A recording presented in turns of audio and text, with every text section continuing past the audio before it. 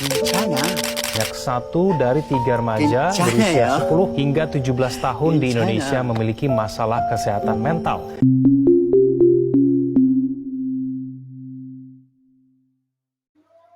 Assalamualaikum warahmatullahi wabarakatuh. Om Swastiastu. Namo Buddhaya.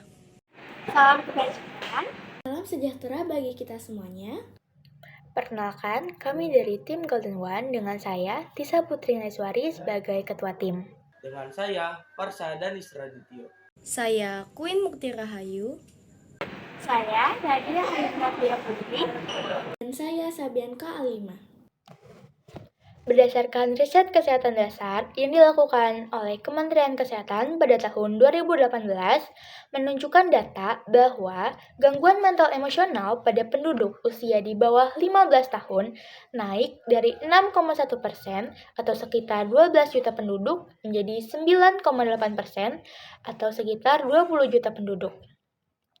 Lalu, survei terbaru yang dilakukan pada tahun 2022 menemukan sekitar 1 dari 20 atau 5,5% remaja usia 10-17 tahun didiagnosis memiliki gangguan mental dalam 12 bulan terakhir.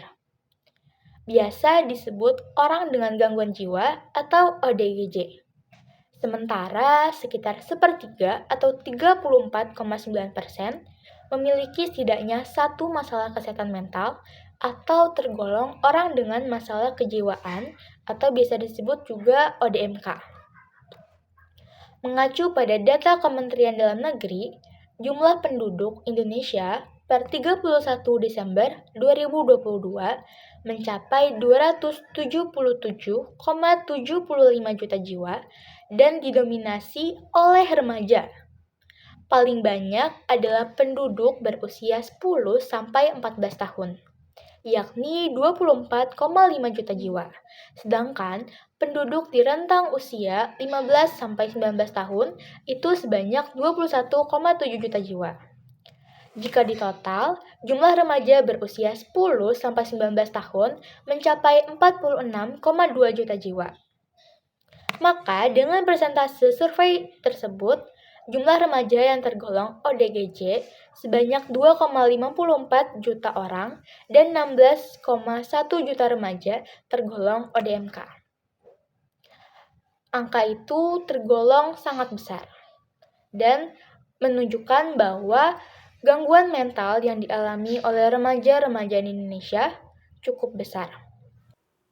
Gangguan cemas merupakan gangguan mental yang paling banyak dialami oleh remaja, mencapai 26,7%. Beberapa remaja juga melaporkan kecenderungan perilaku bunuh diri dalam 12 terakhir.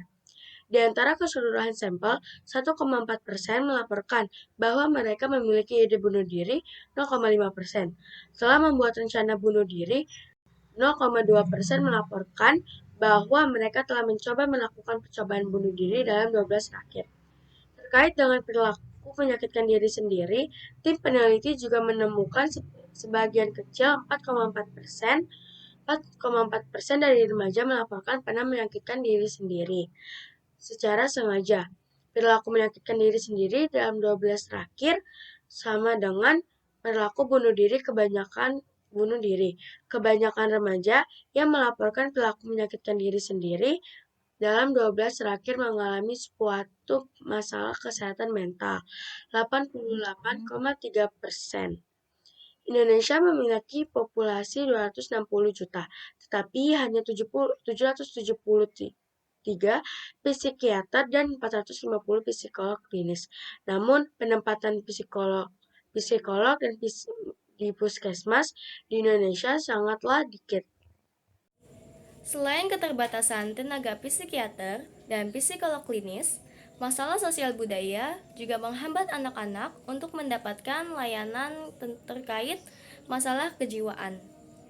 Sebagian besar orang tua tidak menyadari, bahkan menyangkal tentang kesehatan anak-anak mereka. Banyak dari mereka tidak mengetahui tempat untuk mendapatkan layanan bantuan, menganggap anak remaja bisa mengatasinya sendiri, dan kendala terkait biaya. Melihat kesulitan dan keterbatasan remaja Indonesia untuk mengatasi kondisi kesehatan mental mereka, di sini kami dengan segenap hati memperkenalkan ide solusi yang akan kami rancang berupa website yang bersahabat bagi remaja. Website ini mudah diakses kapan saja, di mana saja. Kami juga menjamin kerahasiaan informasi pribadi customer.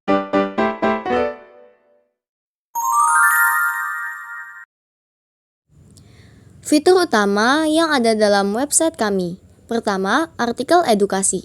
Berisikan informasi mengenai kesehatan mental, tips menghadapi stres, cara menangani stres yang benar, bahayanya self-harm, pentingnya mencintai diri sendiri, dan lain-lain. Yang dirangkum dalam artikel berbentuk poster berilustrasi menarik. Q&A.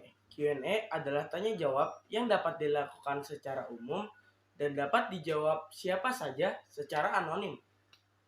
Dalam Q&A, para remaja dapat berinteraksi atau mengobrol secara langsung. Konsultasi pribadi.